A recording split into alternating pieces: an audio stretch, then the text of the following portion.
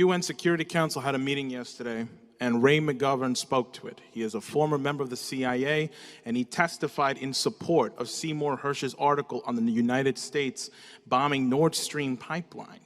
If it is proven that the United States bombed the Nord Stream 2 pipeline, as has been asserted by Seymour Hersh and his article, will you call for the United States to acknowledge and admit that that was an act of war against Germany and Russia? And I'm asking this because this may be the only way to prevent the rest of us from being killed in a thermonuclear war. And I don't want to be fried. Don't you think the media should be reporting on whether or not this is true? And don't you think you should be inquiring into whether or not this is true? Well, thank you for the question. One, I've got no information to suggest that the United States was involved in bombing the Nord Stream pipeline. Because you weren't briefed on it. Sir, you got your chance to ask a question. So you gave me an opportunity to respond. You weren't given information because he explicitly says you weren't briefed on it. Right. Shouldn't you inquire?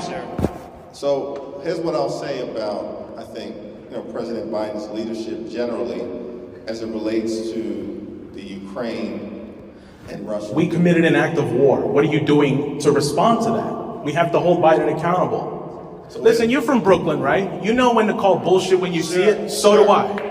This is bullshit right now. And I see what's happening right now. That does not silence me. You can hear me right now. I want you to say something about the bombing, because we're all going to die from a nuclear war right now unless you stop it and you at least put and inquire into whether or not it's true.